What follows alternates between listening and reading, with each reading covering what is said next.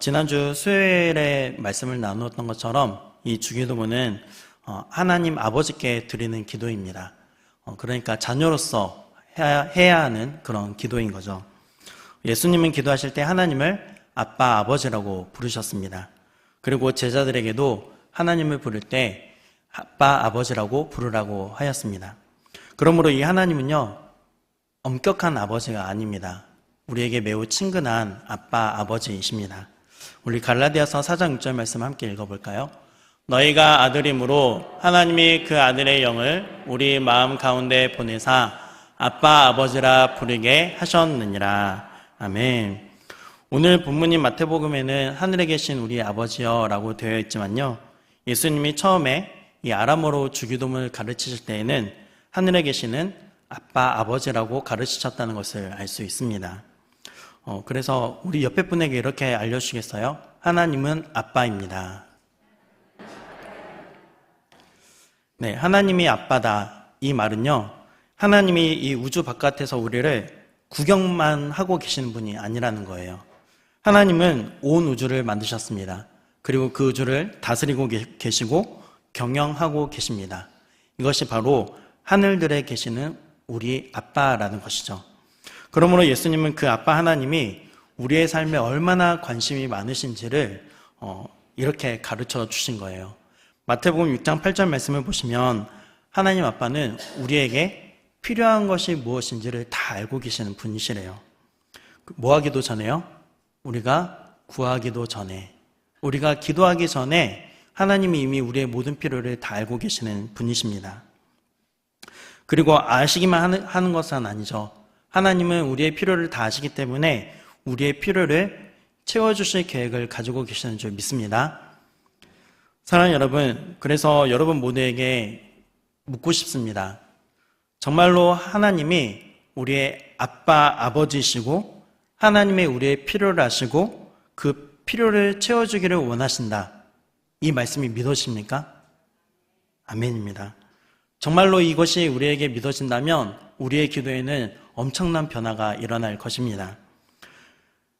그러면 이런 반문을 하실지도 모르겠어요. 아니, 하나님이 다 아시고 구하기도 전에, 기도하기도 전에 다 아시고 그것을 채워주신다고 한다면 우리가 굳이 기도할 필요가 있습니까? 라고 질문하실 수도 있을 것 같아요. 그런데 여러분 한번 잘 들어보십시오. 기도할 필요가 없어지는 것이 아니라 기도가 바뀌는 거예요.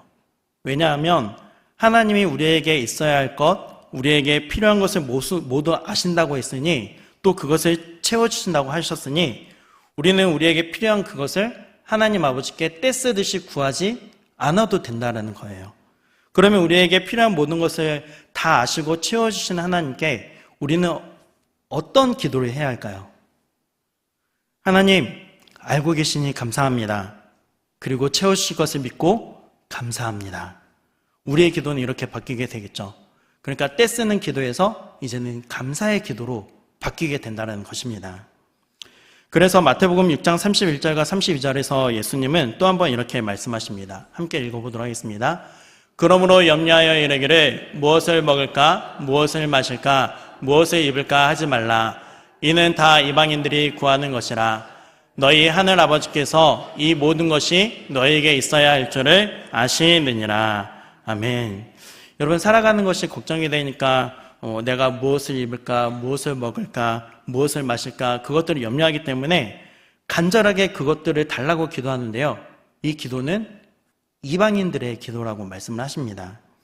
그러니까 하나님이 이미 다 알고 계시는데 그것을 안 줄 것처럼 생각해서 하나님께 달라고 떼쓰는 것은 누구의 기도라는 거죠? 그리스도인의 기도가 아니라 이방인의 기도라는 거예요. 그런데 너희 하늘 아버지께서 너희에게 필요한 것을 모두 다 아신대요. 그렇다면 우리는 어떤 기도를 해야 할까요? 내 필요를 하나님이 알고 계시고 채우실 거예요. 그렇다면 우리의 마음속에는 내 필요에 집중하기보다 이제는 누구의 필요에 집중하게 되죠? 하나님 아버지의 필요에 집중을 하게 되는 거죠. 우리 하나님은 필요하신 것이 없으실까? 하나님은 우리에게 원하시는 것은 없으실까? 라는 기도로 바뀌게 된다는 것입니다. 그러니까 하나님이 이방인의 신이 아니라 정말로 우리의 아빠, 아버지라면요, 우리는 더 이상 나 중심의 기도를 하는 것이 아니라 아버지 중심, 하나님 중심의 기도를 하게 된다는 거예요. 그러므로 제자들이 예수님, 당신의 기도는 우리의 기도와 너무 다르시네요. 저희에게도 예수님이 하던 기도를 저희도 할 수 있도록 저희에게 그 기도를 가르쳐 주세요. 라고 할 때 예수님이 가르쳐 주셨던 그 주기도문 속에는 뭐가 들어있냐면요, 너희는 먼저 너희를 위한 기도가 아니라 나를 위한 기도를 하라라고 예수님이 가르쳐 주신 것입니다. 그래서 주기도문에 나오는 6가지의 기도 제목을 보면 우리가 더 잘 알 수 있는데요. 여러분, 오늘 살펴보고 있는 첫 번째 기도가 뭡니까? 이름을 거룩하게 여김을 받으시오며 입니다. 우리 개역개정은 그냥 이름이라고만 되어 있는데요, 원어에서는 당신의 이름이라고 되어 있습니다. 그래서 방금 부른 하나님 아빠, 그 아빠의 이름이 거룩히 여김을 받으시도록 기도하라고 말씀하고 있습니다. 여러분, 이것은 나를 위한 기도입니까? 하나님을 위한 기도입니까? 네, 하나님을 위한 기도죠. 이것을 좀 더 자세하게 살펴보도록 하겠습니다. 네, 표를 보여주세요. 이 기도의 순서, 주기도문은 6가지의 기도 제목으로 되어 있습니다. 3대3의 기도라고 하는데요, 첫 번째는 하나님을, 아버지를 위한 기도, 이름, 나라, 뜻. 그 다음에 누구를 위해서 기도해요? 나 자신을 위해서 기도합니다. 내 양식, 용서, 구원해 달라고 기도하는 것이죠. 그러니까 이 주기도문에는요, 아버지를 위한 기도가 나를 위한 기도보다 더 앞서 있는 거예요. 여러분, 이것을 예수님 당시의 유대인들의 기도와 비교를 해보면요, 대조가 매우 두드러지는 것을 알 수 있습니다. 제가 지난 2주간 동안 이 유대인들이 얼마나 기도에 열심인 민족이었는지를 말씀드렸잖아요. 회당에서는 주기도문과 비슷한 카디시라는 기도를 드렸고요. 그리고 일상생활에서는 하루에 3번, 아침, 점심, 저녁으로 쉐몬의 에스레라는 기도를 드렸습니다. 이 기도는 뭐냐면 총 18가지 축복을 구하는 기도문입니다. 그런데 이 기도를 보면 이 18가지 기도 제목 중에 일상적인 기도를 먼저 해요. 그러니까 주님이 가르쳐 주신 기도와 정반대인 거죠. 하나님, 저에게 지식을 주십시오. 용서해 주십시오. 고난으로부터 우리를 구원해 주십시오. 금년에는 농사가 잘 되도록 도와주십시오. 그 다음에 마지막에 이제 민족의 해방을 위해서 기도해요. 흩어져 사는 유대인들을 모아 주십시오. 그리고 옛날에 이스라엘의 영광을 회복시켜 주십시오. 이것을 종말론 기도라고 이야기하는데요. 그러므로 유대인들은 그 당시에 자기들이 필요한 것을 먼저 구하고 그 다음에 이제 종말론적인 기도를 한 것입니다. 이것이 당시 유대인들의 기도였고 기도의 순서였습니다. 그런데 예수님은 이 주기도문을 통해서 우리에게 그 순서를 바꾸라고 말씀하시는 거예요. 아빠 하나님을 위한 기도를 먼저 하라고 말씀을 하세요. 이것을 통해서 예수님께서 가르쳐 주시는 것이 있는데요, 그것은 무엇이냐면 우리의 인생에서 가장 중요한 분이 하나님 아버지시라는 것을 가르쳐 주고 계십니다. 여러분, 한번 따라해 보시겠어요? 하나님이 가장 중요한 분입니다. 이것이 바로 이 주기도문을 통해서 예수님께서 가르쳐 주신 기도의 정신입니다. 그렇다면 이제 아버지를 위한 첫 번째 기도를 살펴보도록 하겠습니다. 당신의 이름이 거룩히 여김을 받으시오며. 여러분, 아빠 아버지의 이름이 거룩히 여김을 받도록 기도해야 합니다. 그런데 여기서 오해하지 마셔야 할 것이 있습니다. 그것은 뭐냐면 지금 이 하나님의 이름이 거룩하지 않으니까 거룩하게 되기를 원한다라는 그런 기도가 아니에요. 주님의 이름은 이미 거룩하십니다. 아멘입니까? 그런데 사람들이 그 아버지의 이름을 거룩하게 여기게 해달라고 기도를 하는 것이죠. 예를 들면 이런 거예요. 여러분, 이 세상에서 제일 높은 산이 어떤 산인지 아십니까? 네, 저는 에베레스트 산이라고 알고 있습니다. 이 에베레스트 산은 이미 최고 높은 산이에요. 이 지구에서. 그러니까 지금 예수님은 이 에베레스트 산이 최고로 높은 산이 아닌데 그것을 사람들이 인정하게 해달라고 기도하라는 것이 아니에요. 이미 최고로 높은 산인데 사람들이 그것을 인정할 수 있도록 해달라고 그렇게 기도를 하는 것입니다. 이것을 염두에 두고 조금 더 자세하게 살펴보도록 하겠습니다. 여러분, 우리가 너무나 많이 주기도문을 암송하잖아요. 예배 때에도 암송하고, 또 뭐 아침 저녁으로 암송하기도 하고, 또 지난주 금요일 날 이제 교사, 저희 유초등부 교사 MT에 가서 이렇게 민복기 장로님을 이야기하시는데, 민복기 장로님을 가셔서 뭐 한 15번 이상을 이렇게 암송하고 나오신다고 하시더라고요. 그런데 이 이름이 거룩히 여김을 받으시오며, 이것이 우리는 분명한 뜻이 무엇인지를 알 필요가 있습니다. 그러려면 이 해석의 포인트가 있어야 하는데요. 3가지입니다. 첫 번째, 이름이라는 것이 무엇을 의미하는지를 알아야 합니다. 두 번째, 거룩하다라는 말이 무슨 의미인지 알아야 하고요. 세 번째, 여김을 받는다라는 말은 무슨 의미인지를 알아야 합니다. 그러니까 도대체 누가 이 하나님의 이름을 거룩하게 만들 것인가 하는 문제가 생기는 거예요. 자, 이제 이것들을 한번 하나씩 살펴보도록 하겠습니다. 우선 하나님의 이름은 무엇을 의미하는가에 대해서 생각해 보겠습니다. 여러분, 성경에는 이름을 굉장히 중요하게 여깁니다. 왜냐하면 그 이름에는 그 사람에 대한 기대를 담고 있기 때문이죠. 저의 이름은 홀규, 밝을, 철을 사용합니다. 사실 제가 저희 부모님에게 어떤 기대를 가지고 저의 이름을 지으셨는지 여쭤보지는 않았어요. 그런데 제가 제 이름에 대해서 생각해 보게 된 계기가 있었습니다. 사실은 저는 제 이름을 별로 좋아하지 않았습니다. 왜냐하면 황규철! 그러면 반드시 혼났기 때문입니다. 안 들어본 날이 없었던 것 같아요. 그런데 제가 두렵게 여기는 제 이름을 좋아하게 된 계기가 있었어요. 제가 신앙생활을 해오면서 이제 성경을 읽어왔잖아요. 그래서 성경을 읽으면서 에스더서를 읽을 때 저의 이름이 굉장히 좋아졌어요. 에스더 4장 11절을 보면 에스더가 살아가던 당시에 왕이 부르지도 않았는데 왕에게 가까이 나가는 자는 누구든지 사형을 당하게 되는 그런 법이 있었습니다. 이 법은 모든 사람들이 다 알고 있었어요. 그런데 그럼에도 불구하고 왕이 금으로 만든 무엇을 내밀면 살 수 있죠? 네, 귤을 내밀면 살 수 있어요. 이 말씀을 묵상하면서 제 이름을 생각하게 된 거죠. 아, 사람을 살릴 수 있는 이 귤을 밝히는 사람이 바로 나여야 하는구나 하는 생각을 하게 되었습니다. 아, 그래서 어렸을 때부터 그 초등학생 때부터 하나님께서 나에게 목회자가 되고 싶어하는 그런 꿈을 주셨구나. 하나님의 말씀을 밝히 드러냄으로써 우리의 생명 되신 예수님을 전하면서 살아가라는 인생을 살라고 하나님께서 나의 부모님을 통해서 이 이름을 주신 것이구나 하는 생각을 하게 되었습니다. 이처럼 우리나라 이름은 기대를 가지고 있어요. 그런데 성경의 이름은요, 그 사람이 누구인지 그 사람의 정체성을 담고 있습니다. 여러분, 예수님의 이름이 뭐죠? 그 백성을 죄로부터 구원할 자라는 뜻이잖아요. 그러니까 예수라는 이름은 예수님이 구원자로서의 정체성을 가지고 있는 것입니다. 그런 면에서 하나님의 이름도 마찬가지입니다. 하나님의 이름을 통해서 우리는 하나님이 어떤 분인지를 생각하게 돼요. 하나님의 이름 하면 가장 먼저 떠오르는 것이 출애굽기 3장인데요. 하나님이 모세를 부르셨을 때 모세가 이렇게 묻잖아요. 하나님, 당신이 부르신 대로 제가 이스라엘 백성 앞에 나아가겠습니다. 그런데 문제가 있습니다.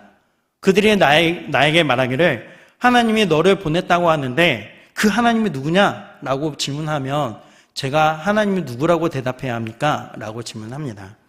그때 출애굽기 3장 14절에서 하나님이 이렇게 말씀을 하시죠.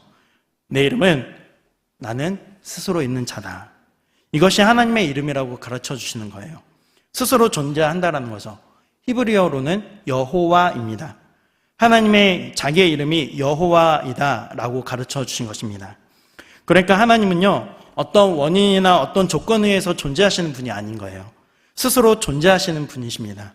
그러니까 하나님은 결과가 아니고요, 철학적으로 말씀드리자면 첫 번째 원인이 되시는 거예요. 그러므로 하나님은 스스로 존재하실 뿐만 아니라 존재하는 모든 것들을 만드신 분이시라는 것입니다. 그러니까 하나님이 모세에게 이렇게 말씀하시는 거죠. 내가 모든 것들을 창조했다.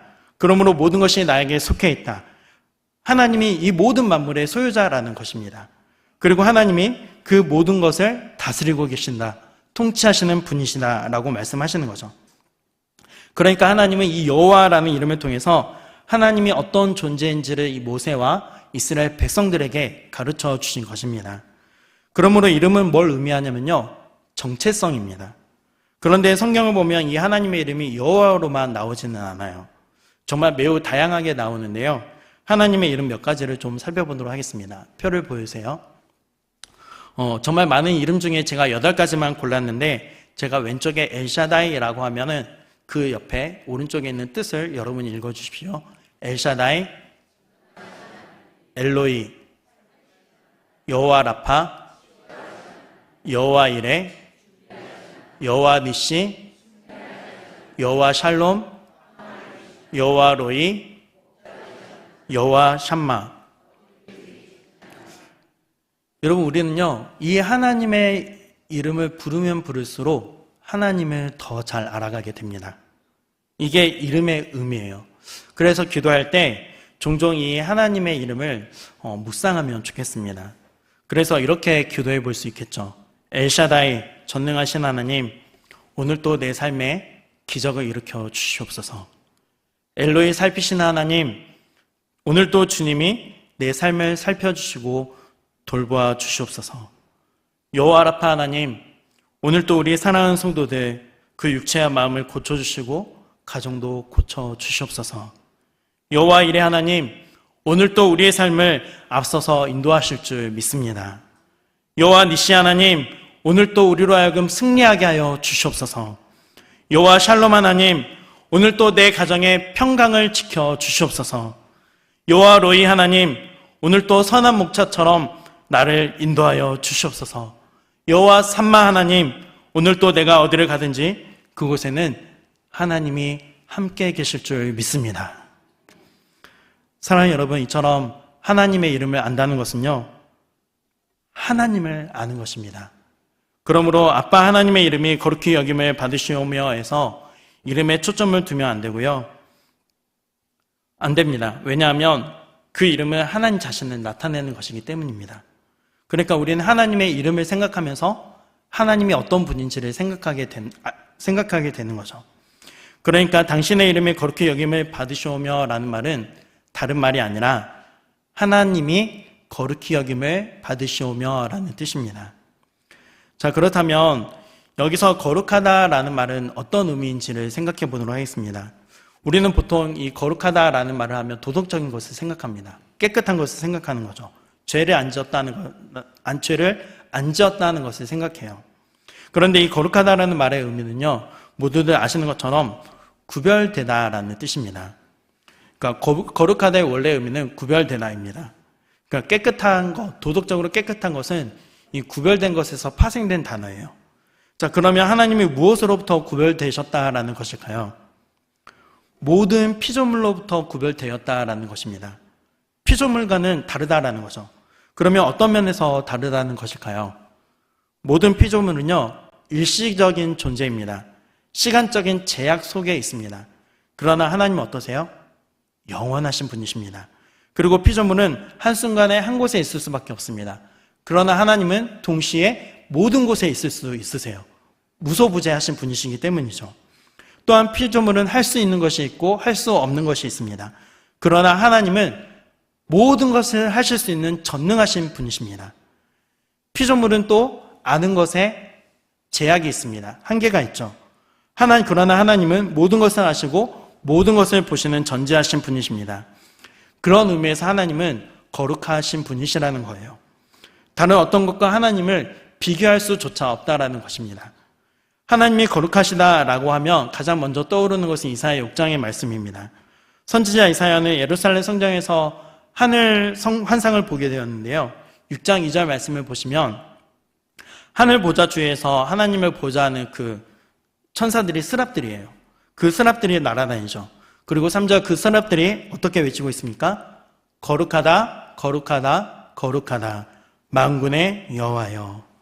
지금 이 스랍들은 하나님의 모든 피조물과 구별된 이 위대하신 분이 바로 하나님이라는 것을 찬양하고 있습니다.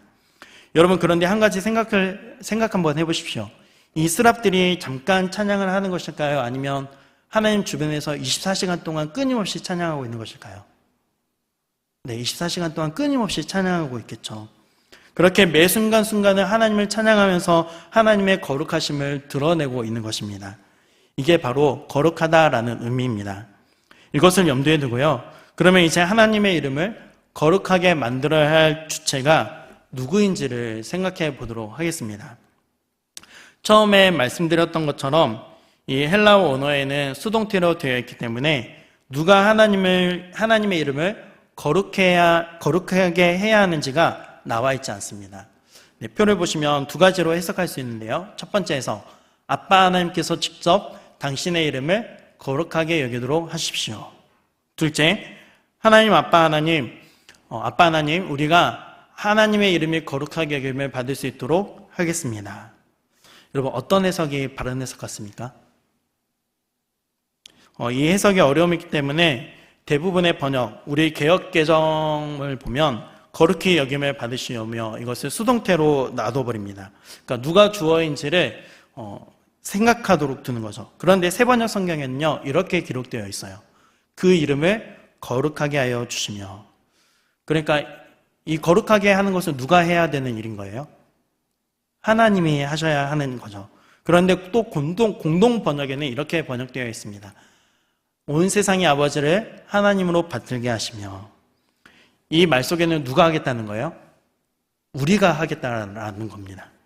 그러니까 이 둘 중에 어떤 것이 바른 해석인지가 이제 고민이 되는 거죠. 그런데 둘 다 성경적인 근거가 있습니다. 에스겔 36장 23절 말씀을 보시면요, 하나님이 이렇게 말씀을 하세요.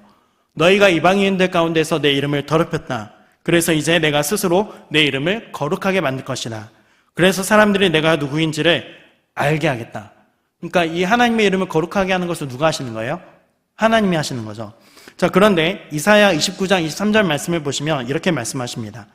이스라엘 자손이 내 이름을 거룩하다고 할 것이다. 나를 경외할 것이다. 이렇게 말을 하고 있습니다. 그래서 제가 첫 번째에서 하나님이 거룩하게 하신다. 두 번째에서 사람들이 하나님의 이름을 거룩하게 한다. 무엇이 옳은 해석일까 고민을 했습니다. 물론 둘 다 가능합니다. 자, 그 다음 표를 보여주세요. 첫 번째 해석이 가능합니다. 하나님 당신이 직접 당신의 이름을 거룩하게 여기게 만드십시오. 이렇게 해석할 수 있습니다. 그런데 이것은 가능한 해석일 뿐입니다. 왜냐하면요, 여러분, 기도하는 사람이요, 하나님, 당신이 직접 하나님의 이름을 거룩하게 여기게 만드십시오. 이렇게 기도하면요, 자기는 이 일에 대해서 할 수 있는 일이 있어요, 없어요? 없는 거죠. 말로만 떠들고 자기는 안 하겠다라는 것입니다. 예수님이 그런 의미로 이 기도를 가르치시지는 않았을 것 같아요. 정말 이 세상에서 하나님의 이름이 거룩하게 여김을 받기를 원한다면 내가 무언가를 해야 되지 않겠습니까? 그런 의미에서 본다면 저는 두 번째 해석이 올바른 해석인 것 같습니다. 우리 두 번째 해석을 같이 한번 읽어볼까요? 하나님, 내가 당신의 이름을 거룩하게 하겠나이다. 아멘. 그러면 이런 뜻인 거죠. 당신의 이름이 거룩히 여김을 받으시오며, 이것은 단순한 간구가 아닙니다. 결단입니다. 결단의 기도가 되는 거예요. 아빠, 아버지는 스스로 존재하시는 분이십니다. 거룩하신 분이십니다. 다른 어떤 피조물과도 구별되시는 분이십니다. 당신은 여호와 이레이십니다. 당신은 여호와 니시이십니다. 당신은 여호와 샬롬이십니다. 나는 당신을 이 세상에서 높이겠습니다. 이 세상에서 하나님의 이 이름을 드러내겠습니다. 여러분, 이것이 바로 주님이 가르쳐 주신 기도의 첫 번째 기도의 진정한 의미라고 생각합니다. 하나님을 이 세상에 알고 싶은 이 거룩한 소망과 결단이 이 기도 속에 담겨 있어야 한다는 거죠. 그래서 예수님은 자신의 인생을 돌아보면서 뭐라고 말씀하십니까? 이 세상 중에서 특별히 내게 주신 사람들에게 내가 누구의 이름을 나타내요? 하나님의 이름을 나타내는 거죠. 아버지의 이름을. 그러니까 예수님은 주기도문처럼 살아오셨음을 알 수 있습니다. 그래서 아버지의 이름을 이 세상에 드러내라고, 이 세상에서 아버지의 이름을 높이라고 우리에게 지금 가르쳐주고 계시는구나 하는 것을 우리가 알게 되는 것이죠. 여러분, 우리의 성공을 위해서 살아가는 사람들이 아닙니다. 하나님으로부터 부름을 받았고 그래서 하나님의 이름을 이 세상에 드러내기 위해서 살아가는 사람들입니다. 아멘이십니까? 왜 그렇습니까? 하나님 아버지가 우리 인생에 가장 소중한 분이시기 때문입니다. 사랑하는 여러분, 오늘 제가 나누고 싶은 두 가지의 메시지는 바로 이것입니다. 첫 번째는 하나님이 우리의 아빠 아버지시고 우리의 모든 쓸 것을 아시는 분이시고 그 모든 쓸 것을 채워주시는 분이십니다. 그러므로 새벽 기도를 하든지 안 하든지 또 여러분이 아침에 눈을 뜨면 하나님 앞에 엎드리시고 찬양하면서 하나님의 이름을 기억하면서 기도하시면 좋겠습니다. 또 한 가지는 우리의 인생 목표가 무엇인지를 아는 것입니다. 여러분, 내 이름이 높아지기를, 내 이름이 세상 속에 드러나기를, 내가 유명해지기를 기도하는 것이 아니라요, 주여 나의 삶을 사용하셔서 하나님의 이름이 높아지게 하여 주옵소서. 나는 하나님의 이름을 이 세상에 드러내겠습니다. 세상 속에서 하나님이 얼마나 위대한 분이신지 저는 오직 하나님만을 높여드리겠습니다. 여러분, 이것이 바로 이름이 거룩히 여김을 받으시오며 라는 기도입니다. 내 아빠 아버지, 내 아빠 하나님의 이름을 이 세상에서 높이기 위해서는 제가 낮아지더라도 저의 이름이 초라해지더라도 저는 상관없습니다. 여러분, 바로 이 주기도문의 정신이 우리 안에 살아있어야 할 줄 믿습니다. 정말로 주기도문을 주문처럼 외우는 그런 사람, 그 사람이 주기도문의 사람이 아니라요, 정말로 내 삶을 들여서 이 하나님의 이름을 드러내고 싶은 소원을 가진 사람, 그 사람이 진짜 주기도문의 사람인 줄 믿습니다. 이 주기도문의 사람으로서 살아가는 저와 여러분이 되어주시기를 주님의 이름으로 축복합니다.